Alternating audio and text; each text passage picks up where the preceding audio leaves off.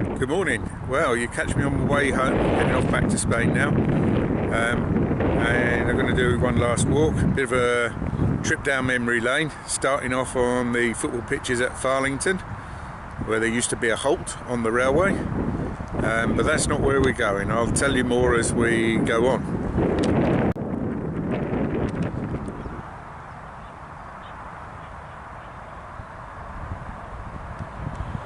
Good to see the football pitches actually being used and played on grass still. Other pitches where we used to play being converted into AstroTurf or whatever it's called these days.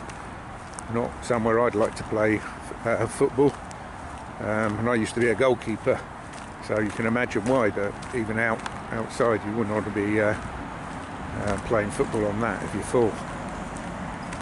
So we're just coming up to top end or the middle end of the Eastern Road, and in front of us we've got the I was going to call it a motorway for a second, but it's not, and that's part of the interesting story that we're going to do today. It's a trip down memory lane. There's a little bit of a story about the motorway and its construction, and then something that takes us back to how things were once done, and finished off with a bit of archive film that my dad took. I would have been with him at the time as well. We're just heading off down into briefly to the railway triangle, which is now an industrial estate. It was at one time just derelict land, but then somebody had the good idea to build a bridge, and it's now full of small industrial units. It used to be, I was going to say, there was the PAL factory just round the corner here. I think quite a high-tech company in the world of filters. Pretty certain it's still there. I can see the roof of the building. So we're just coming up to the interchange on what is the A27, but it's the A27. No, it's changed names now. Saitiva. Perhaps that's where the company arrived at.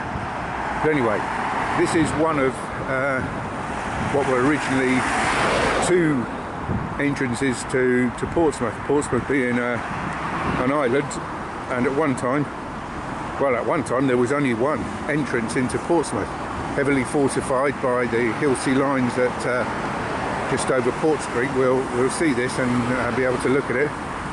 The next bridge was built was the Eastern Road Bridge, which you can't really see here, but we will do in a minute. That in 1920s, 1930s, something like that. And of course there was the railway bridge, which was heavily disputed. I don't think the military wanted to put another bridge into Portsmouth, but the railway was actually really useful for the dockyard, so I don't fully understand that. But anyway, so you had the railway bridge, and the last one to be built would have been the footbridge. I don't think we'll get as far as the footbridge today. And then of course you have the 1970s developments of the motorways. So you had the M27 coming in from the west, and then they drained most of the upper part of the harbour and built the M275 into Portsmouth. It was all dredged out and drained out. I think they probably had Dutch engineers here to do that. And then following on down here, it eventually disappears up towards London on the A3M. And this part here is a 4-lane, or it is a 4-lane dual carriageway now.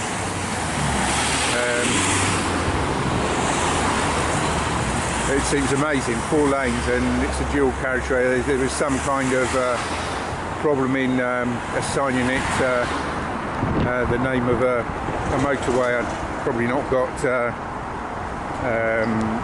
all the wherewithal, you know, what do you call them, breakdown lanes or whatever it is, and there's just no space for it any longer. On one side you've got Portscreek, we're just coming up to in a second, and the other side you've got all of the housings built up to the edge, and there's just no more space for it. So if you look at it up on the internet, you'll find lots of stories telling you the history of it. Anyway, you can just now see the water. I can't tell whether the tide is on its head or not. It looks like it's well down. So it says footpath closed at railway bridge. Well, that's not going to stop me today. So what can you see here? Well, there is the Eastern Road bridge there in the middle distance. This is the top end of Portsea Island. You can see some work going on over there. They're reinforcing the sea defences around the whole island. They've been raising a wall to stop the flooding, one assumes. Anyway, so the embankments that you can see on the other side here, when I was a little kid, I remember them being raised. This is before the dual carriageway was built, and I've got this memory of going up there with my dad. Before it was a road, it was just embankment, and I think it was one of these round the Isle of Wight aircraft competitions. If I can find the name out, I just can't remember it. What keeps poking up into my mind is Shuttleworth, but I think that's an aeroplane museum in Hertfordshire. But anyway, I'll have a look and see if I can work out how to put it on there. So the other memory that I've got is coming down here with my dad, right up to the railway bridge, and they were dredging a channel across the creek. I believe it was for high-powered electricity cables. I don't fully understand why it should have needed to go underwater, but anyway, it did. Not that that really matters, but the problem that they had was there was no easy access for dredging equipment of any type. One assumes they couldn't bring a dredger up, and there was no road access. The only road access we've got here is where I am now. There's a memorial of to the fallen. I've seen one or two of these now, the Royal Marines, this one. Lest we forget. Too right, lest we forget. So on with the story. So there was a channel needed to be dug, and it was dug by traction engines. Yep, steam power still being used as a contractor in the mid-1970s. And as luck would have it, we've still got film of that. It's very poor quality. Originally filmed on cine film. The cine camera that filmed it, I've got it in my suitcase. I'm sure Dad would love to know that I've still got it. I don't think I'll be ever filming with it, but maybe I can take a picture and put it in there. Probably one or two of you will remember cameras of this sort. So that's the little story. Bit of a trip down memory lane to see the football fields. Talk about the building of the A27 bypass up here, and the dredging of Portscreek.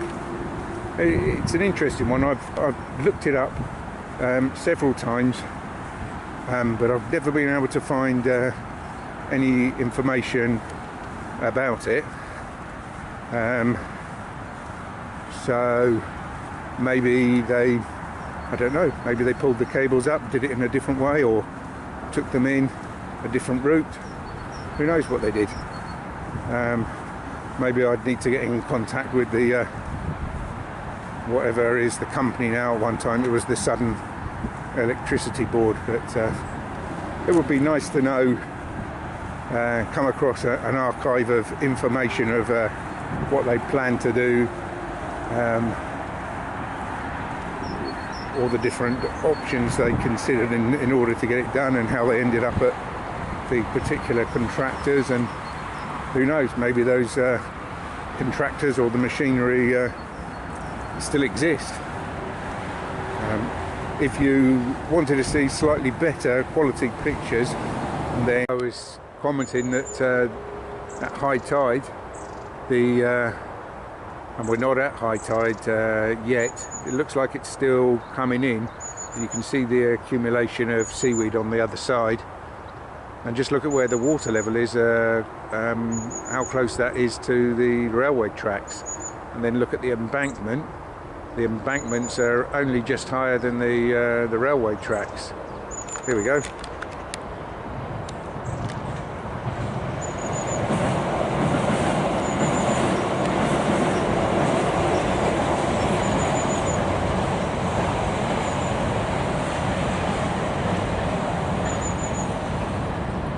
Wasn't that a great bit of time to get through two at the same time?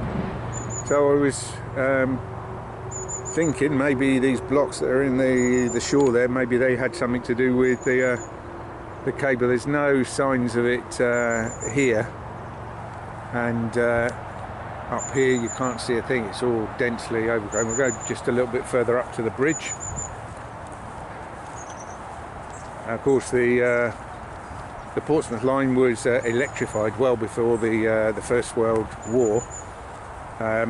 Electrified heading up towards Waterloo, but the line off towards Southampton was that would have been, well, it would have been steam until the end of the days, and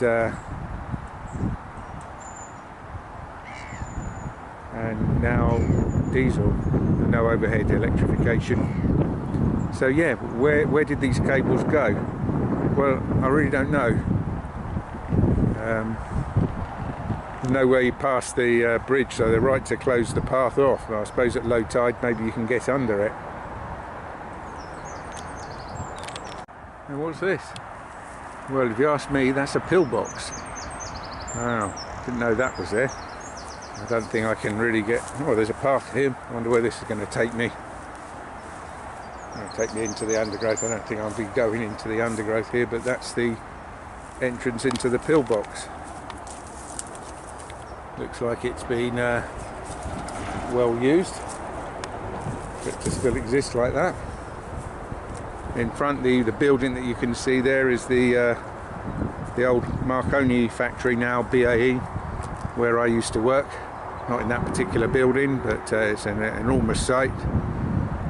So we'd come out at midday and go walking along Hilsea Lines. Hilsea Lines is a walk to savour these days. Very wooded, lots of fortifications to see. Well, so that's the journey's end. Following on from this is a short clip showing the dredging taking place. It's a very poor quality. It was originally shot in cine, then moved to VHS and then to DVD. And I think the clip that I've got is actually this camera that I'm filming on now, filming the television whilst it was being shown. So I do apologise for that. There's no sound, but you know, it gives you an idea. Anyway, so been a bit of a trip down memory lane for me. It's been a lovely walk. It's a lovely day, middle of March, nice sunny day. I'm heading up to Gatwick now. Cheerio.